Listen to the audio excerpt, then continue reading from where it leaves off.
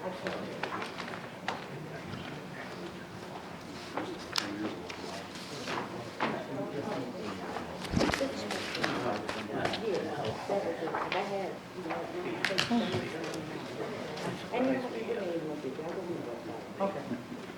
I still make sure. I took notes on the field, took notes of details about the 4,000.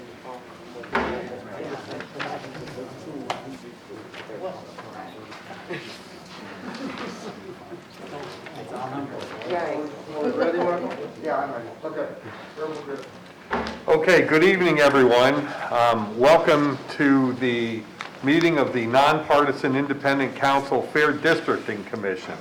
My name's Irv Sugarman. I'm the chair of this commission, and I'm going to take roll tonight. Mr. Callahan. Present. Ms. Buckholzer. Here. Ms. Carter. Present. Mr. Smith. Present. All present and accounted for. Do I have a motion for the approval of the minutes from our meeting of Tuesday, September 21st, 2021? So moved. Do I have a second? Second.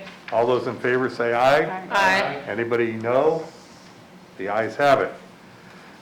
So what we're going to do this evening, according to our agenda, is to have a presentation and a discussion among members of the commission by the Book Advisors and Mark Salling of the Levine Urban College of Cleveland State University, who will discuss redistricting as it relates to the Voting Rights Act. After the presentation, we will have public comment, and we urge anyone here present from the public. We're here every one of our meetings. We're going to have some time for public comment. We will have some miscellaneous business to take care of at the end, including scheduling our next couple of meetings, and then we're going to adjourn. So with no further ado, I'm going to call upon Mark Salling to begin the presentation this evening, and Todd Book. Okay. I want to hand out a hard copy for everybody. So you all have one hard copy.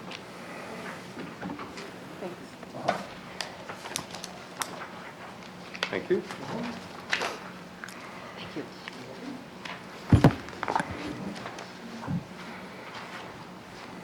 Good evening, everyone. So last week, there was some discussion about the Voting Rights Act, and so we thought that this evening we would do a presentation about the Voting Rights Act to bring you up to speed as much as I can do. I'm not a constitutional lawyer expert. I do know some things about it, and I'm going to present material that I've gleaned from from various documents. Without further ado, let's get going. So just to tell you that I'm not an expert on constitutional law, but I have written about redistricting, and I produced this book called A Guide for the GIS Community, published by my professional organization. And in it, I do cover a lot of subjects, one of which is the Voting Rights Act. And this is a section out of the book talking about the Voting Rights Act, and the key part there is outlined in a red box, and so I think I'll just read it to you if you don't mind. Determination of whether the VRA has been violated is ultimately left to the courts, but until recently, one practical application of this requirement is that a redistricting plan must draw as many minority-majority districts as possible, which are ones in which the majority of the constituents in the district are of a racial or ethnic minority, non-white or Hispanic. Courts have allowed exemptions when there has been a history of high minority turnout and or crossover voting, for example, whites voting for black preferred candidates. The court noted that the VRA, quote, does not require a covered jurisdiction to maintain a particular numerical minority percentage. It requires the jurisdiction to maintain a minority ability to elect a preferred candidate of choice. And that was settled in a North Carolina case. So if we can have the next one. So there are a couple documents that I've drawn from. One is one I think that was shared with the Commission from the U.S. Department of Justice titled Guidance under Section 2 of the Voting Rights Act, section so-and-so for redistricting and methods of electing government bodies, and it was just recently published.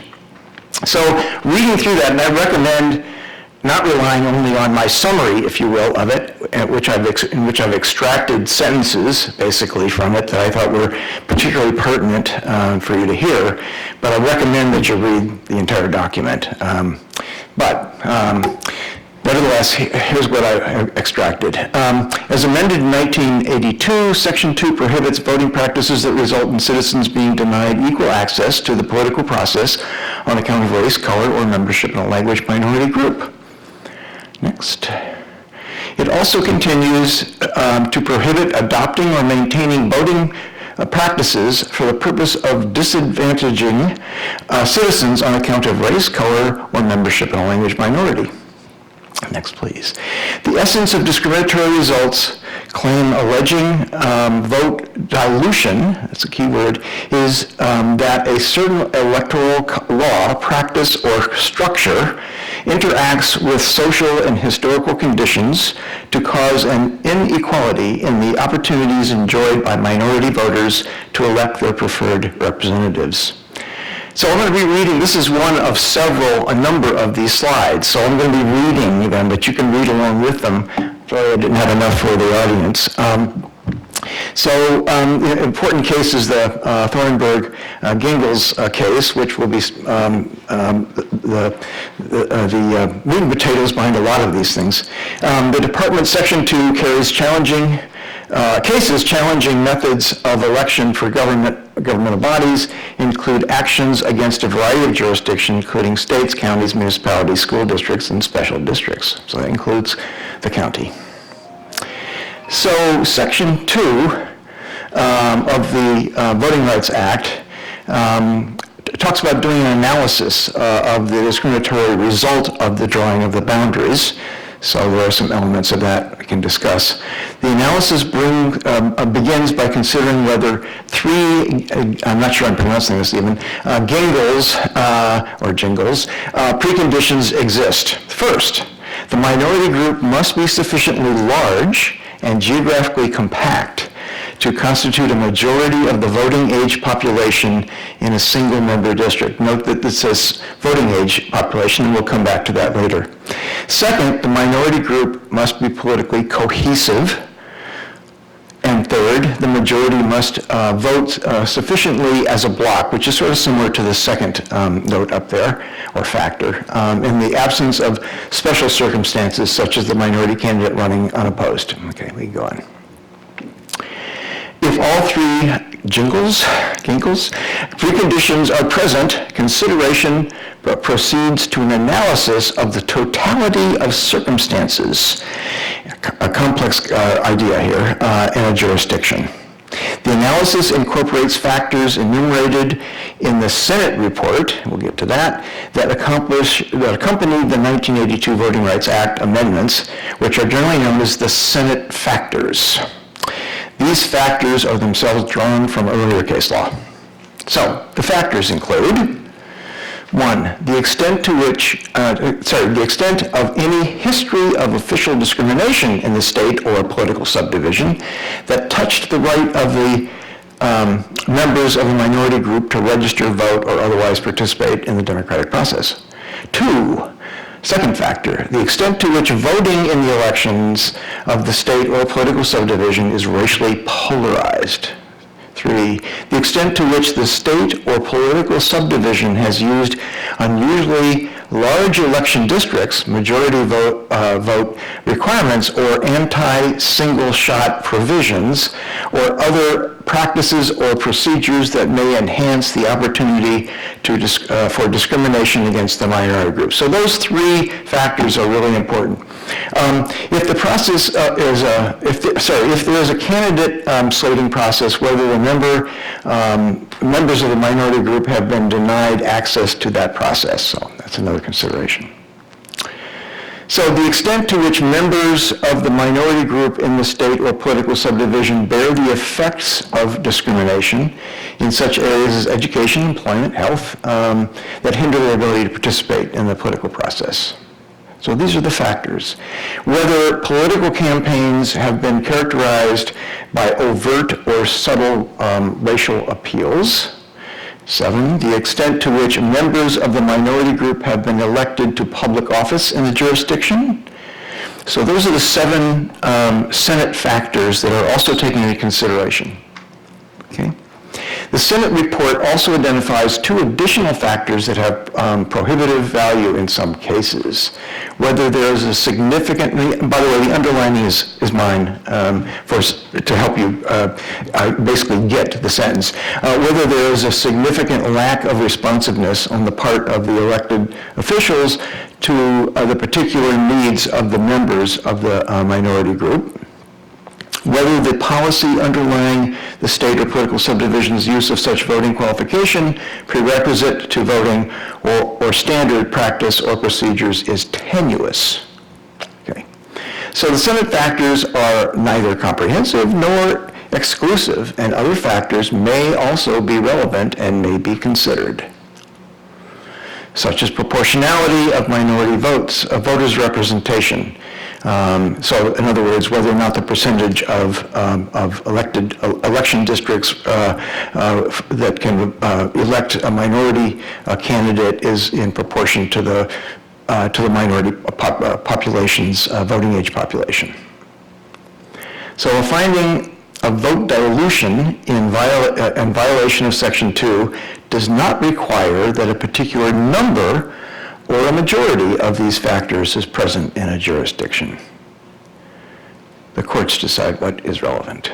Districting plans may dilute minority voting strength by cracking or fragmenting the minority voters among several districts where a block voting majority can routinely outvote them, or by packing them into one or a small number of districts to minimize their influence.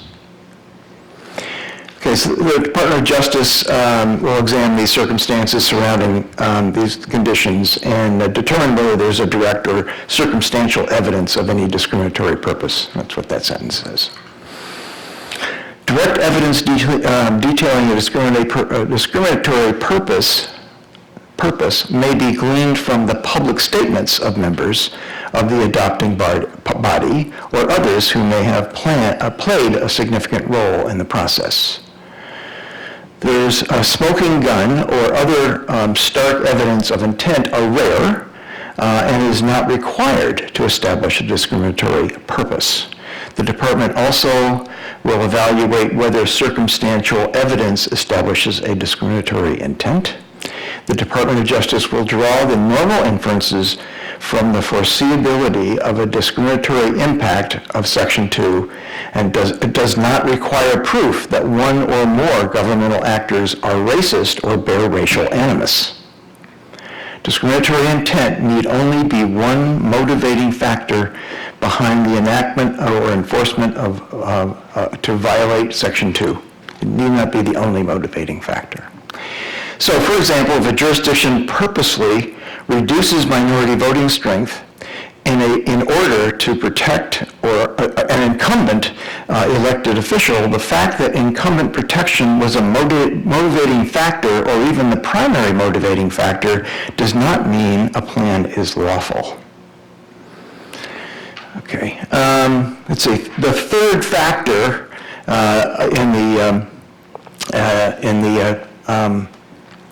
in that list is the majority block voting. And it's very similar to the second factor, which we've been discussing in several of these slides, so I'm going to just simply move on to the next slide, please. That's the Gingles adopted specific things. Okay, so the Senate report factors include the history of voting-related discrimination in the jurisdiction. So in Summit County, for example, one must consider the history of voting-related discrimination. The extent to which voting in the jurisdiction is racially polarized is one factor. The extent to which the jurisdiction has used voting practices or procedures that increase the opportunities for discrimination against the minority group.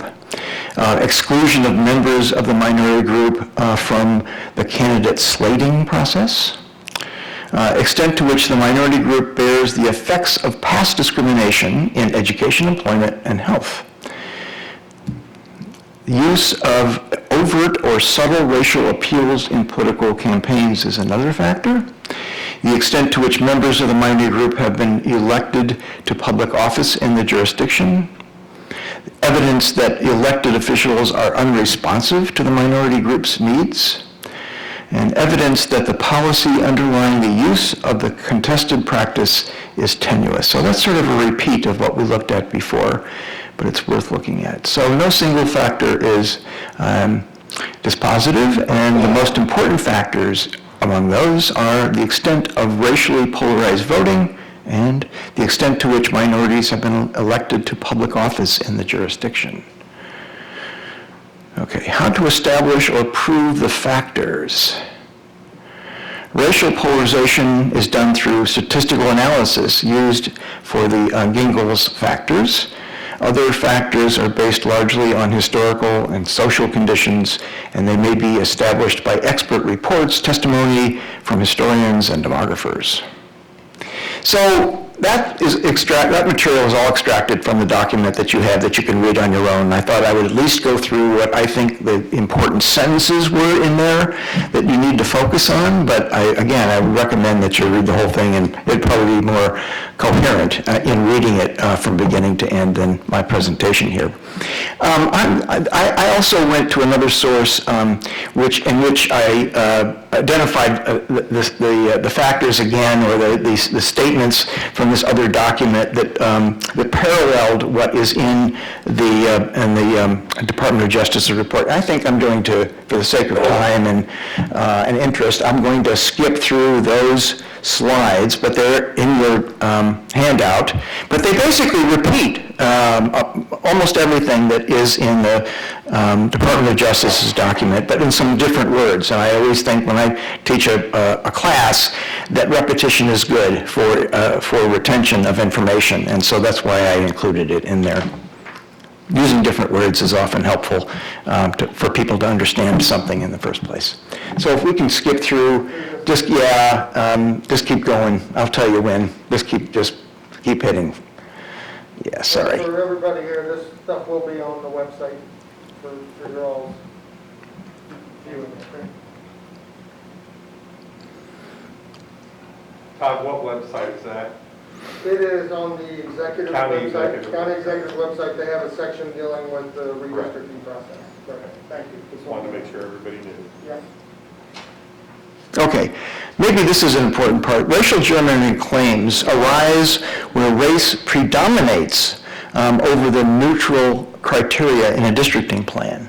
That's something to keep in mind. Next, to withstand constitutional challenge, the state or the jurisdiction must show the plan is narrowly tailored to meet a compelling state interest or jurisdictional interest. And case law does not provide a bright line guidance on this. Generally, compliance with the VRA is a compelling state interest. You can't avoid it. The prevailing view is that the state must comply with the VRA, but do no more than necessary to meet those obligations. The district should be drawn with consideration for all criteria, not just race, but race is certainly required consideration. Okay, so your charter, you may remember this slide from before, has components. Could you hit the next one? Maybe a couple of them. Yeah, go down. Yeah. So these are things we talked about last week that I listed. This is the same slide.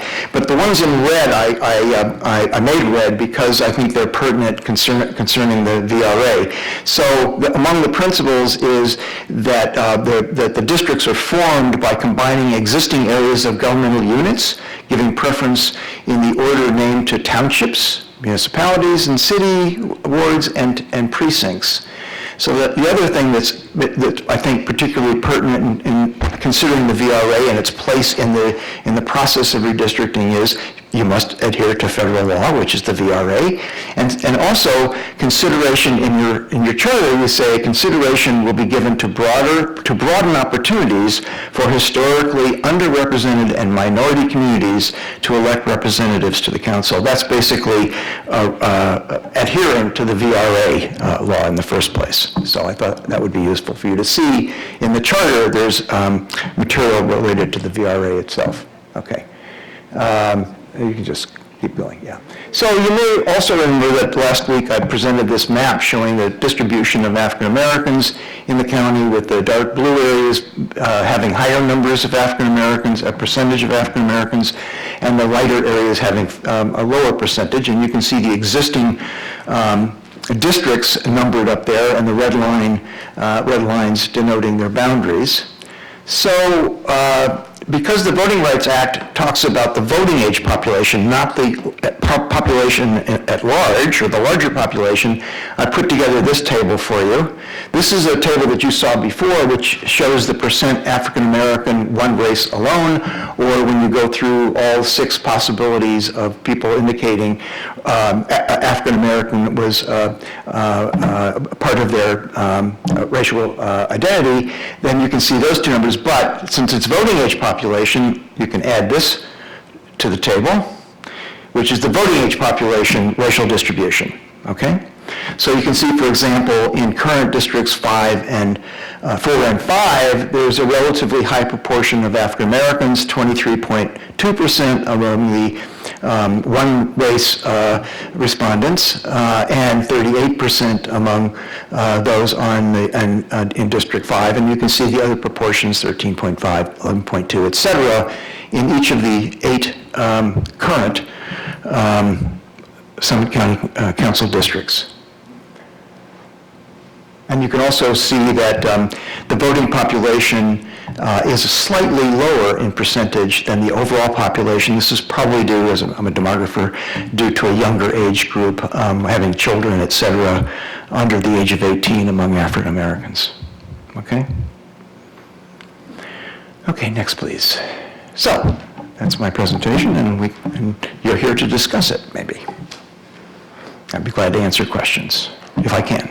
Thank you. I think I'll start with the members of the commission to see if any of us have any questions of either Mark or Todd as to the presentation and/or the Voting Rights Act in general. Mr. Smith? Yeah, thank you for the presentation. I had suggested that we all be aware of the VRA. I think that if we take a look at districts 4 and 5, those are the key to electing African Americans.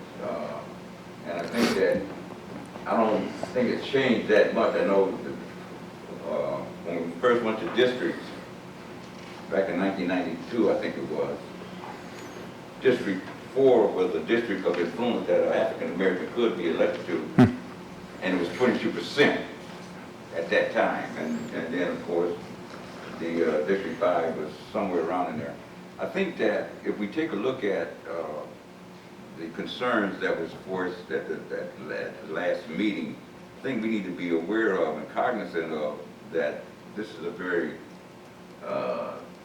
serious issue that we need to deal with, and that I think we need to be more rational than political in a way, but we need to also take in consideration the minority population and the allegations that we are, not we, but the process would add other people in the whole county at the expense of African Americans. So I think we want to concentrate on that.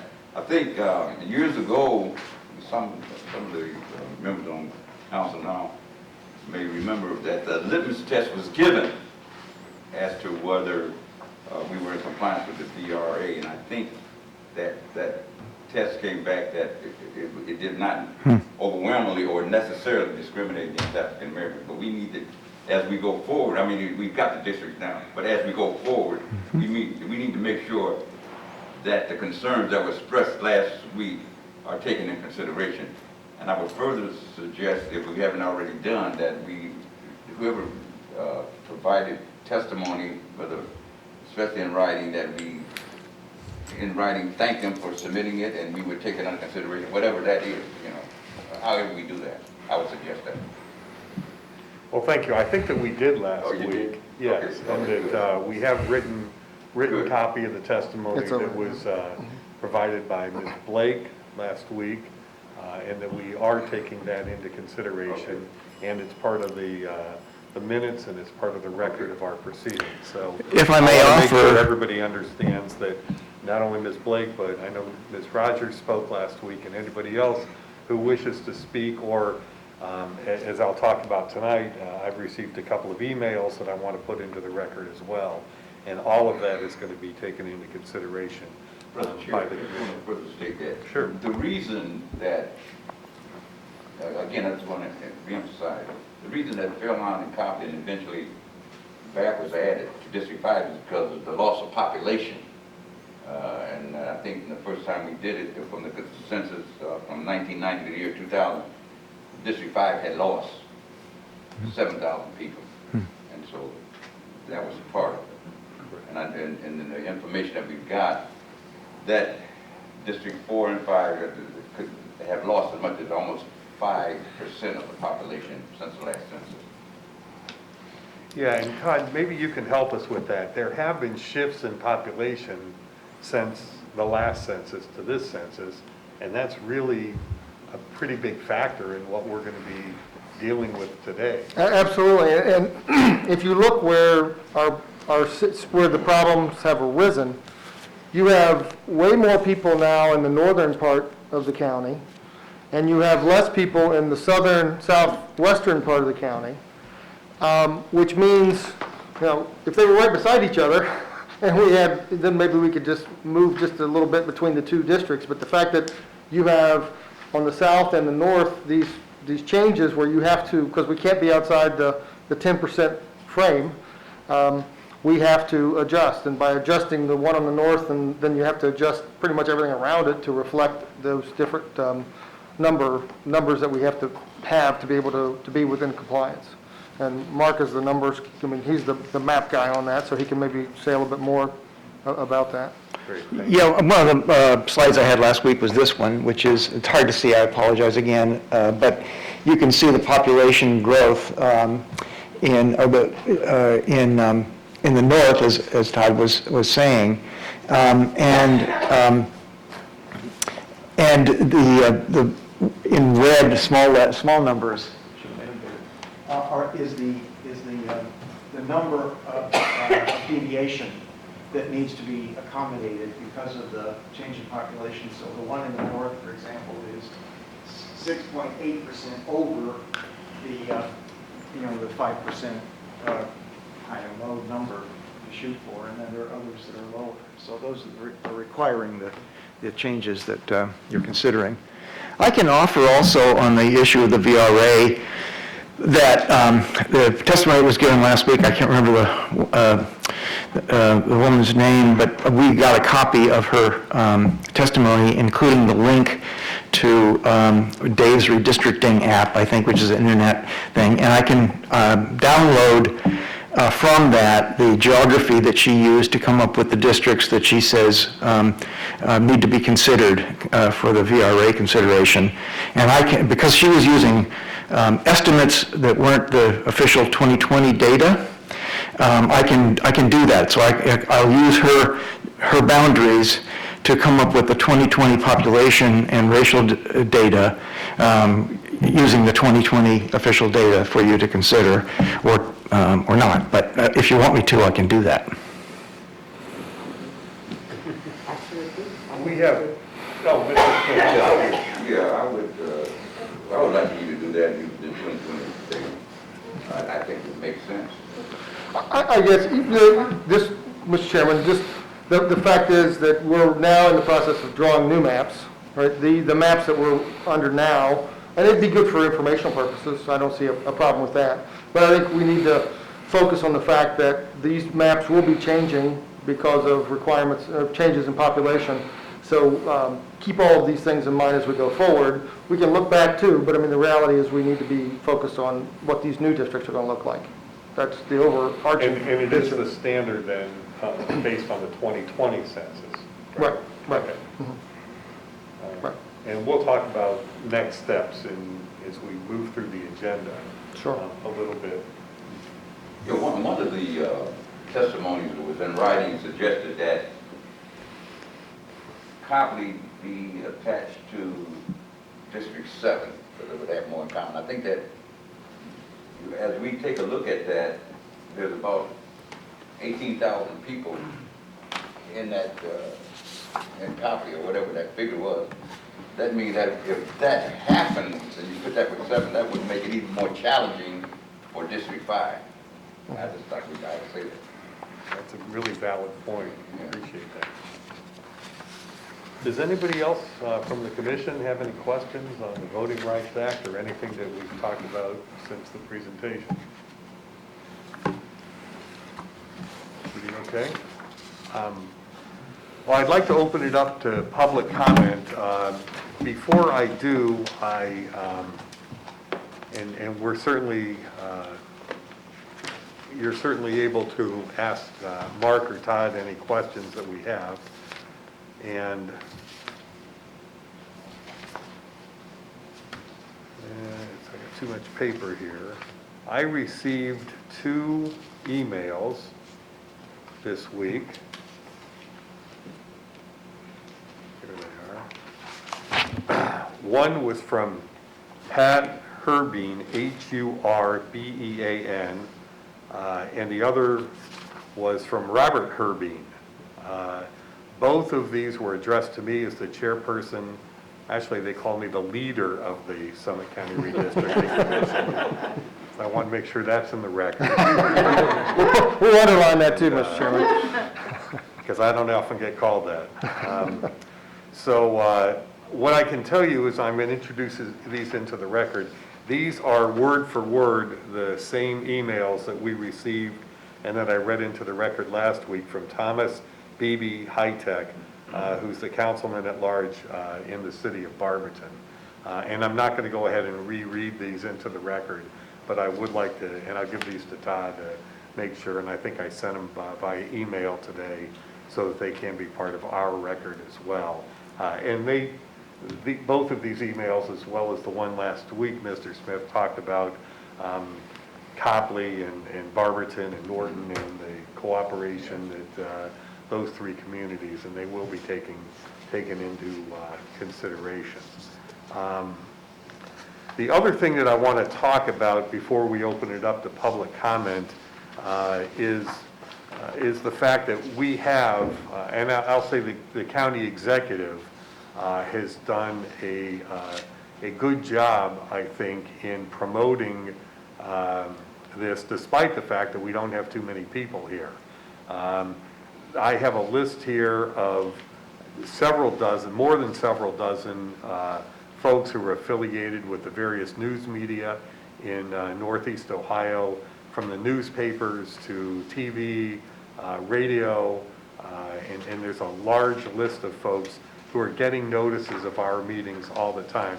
I also know that the county executive on her website has posted notices of our meetings, and it's been on Facebook and Twitter and Instagram and whatever other social media, the county executive. So even though we don't have a whole lot of people here, and I wish we did have more, I wish the public was involved more in this, I don't think it's for lack of effort from trying to get the fact that we are meeting and performing this important task. So I wanted to make sure that folks knew that efforts have been made to make sure that the citizens and the voters out there know about what we're doing. I know there have been articles in the Akron Beacon Journal and the various leader publications as well. So, you know, we're out there, and again, the more that we meet, if anybody wishes to, you know, come in and address the concerns that they may have.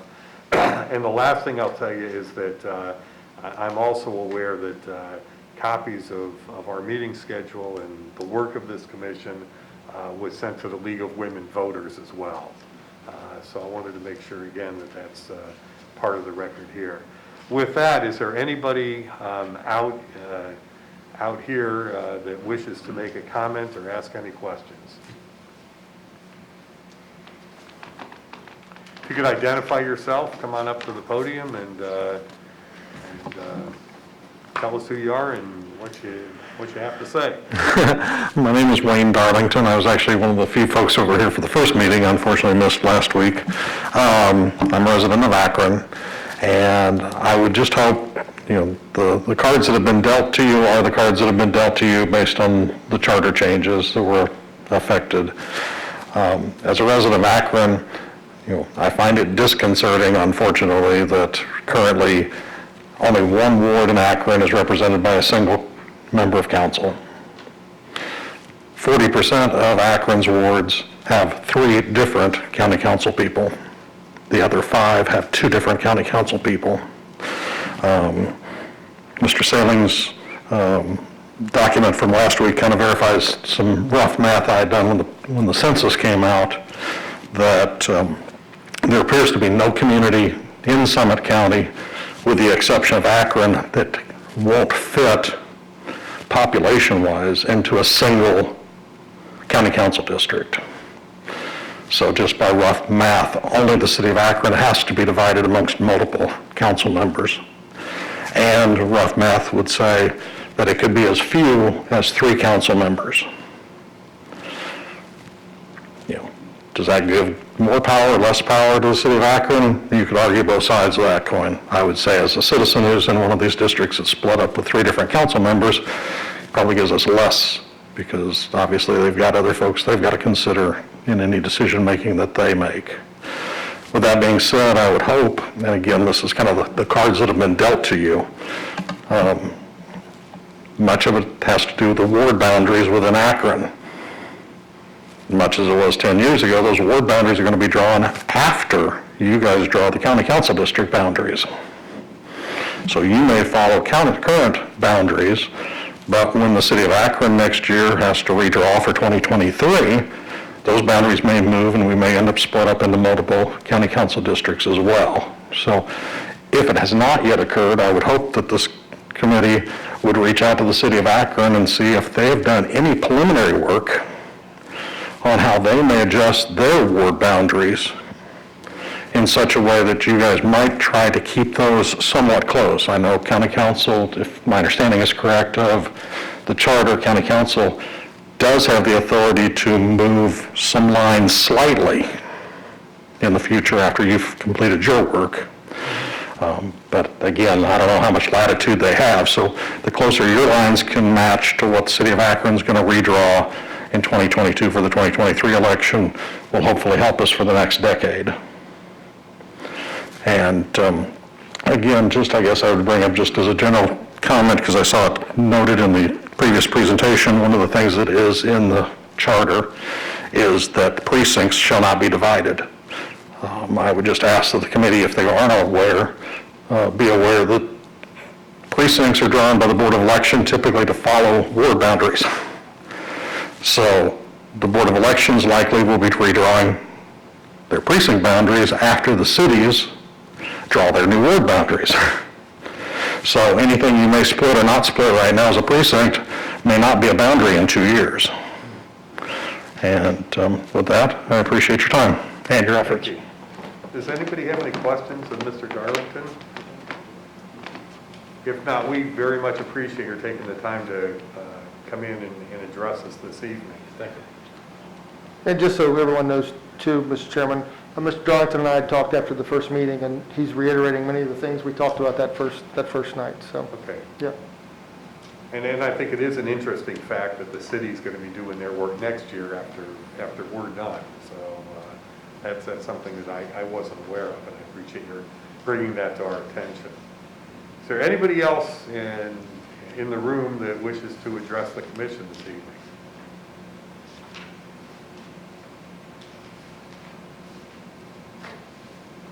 Okay. I think that the next order of business would be to schedule our next meetings. I believe that we have already talked about scheduling another meeting on Tuesday night, October 5th at 6 p.m. right here. The week after that, I am going to be out of town and unable to meet. So we're going to schedule another meeting after that on October 19th at 6 o'clock p.m. here in this room as well. Does that meet with everybody's schedule here? Everybody okay with that? Yes, sir. Okay. Does anybody else from the commission have anything for the good of the order tonight? Todd, anything that you want to, well, maybe we should talk about what we're going to do at the next meeting and sort of what your plan and strategy is to help us along with what we're going to do. Okay, Mr. Chairman, I think we're very close to that point where we could probably put out a draft map for the commission to consider, to take a look at and see if it addresses the concerns that have been put forward as best we can, and start that discussion process. I mean, if the commission is ready, we can work on something like that and try to get it out for the next meeting so we can start the discussion about the particulars. I think that would be great. And I think that, I know that Mr. Callahan, at the last meeting, expressed a desire to be able to, take a look at that map and start digging into it and drilling down a little bit as to some of the issues that we're going to have to address as a commission. So we appreciate your work, and we look forward to seeing your work product at the next meeting. So keep us posted. We'll do it. Yes, ma'am. I believe Commissioner Callahan also mentioned on the map to see the location of where the respective council people were living. Am I correct on that, sir? Yes. That should be on the map too. Okay, we'll put little triangles or something on the map, Right. if that's okay, Mr. Chairman, to point out where the current council folks are located. That's fine. We don't need the exact address. Yeah, Okay. I'm not interested in putting targets on there. Thanks, Mike. Although pretty much public record, Right. It's just, as I No, said, no bullseyes, we'll do triangles, okay, all right. I'm not interested in moving any of them out of their spots right now. Okay, all right. Anything else? If not, I will entertain a motion to adjourn. So, Second? All those in favor? I Thank you very much for attending this evening. We appreciate it.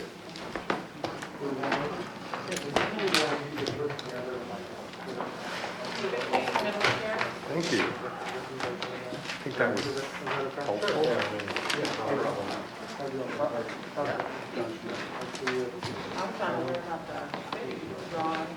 That was too, that was an interesting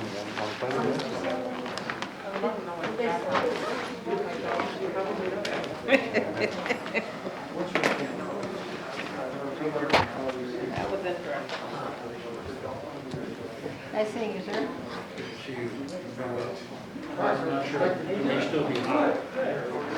Yeah, if you would,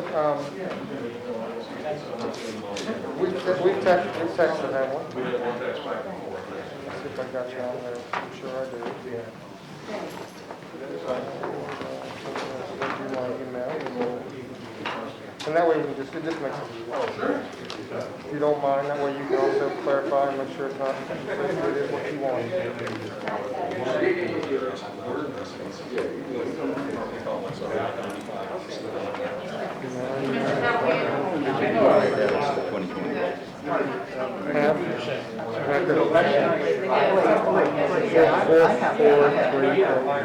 I'm bad with it. Ready for the next meeting? Okay, that's fine, that's good. I'm gonna turn off the mic. Okay, an hour. If we do this as a council after the 2000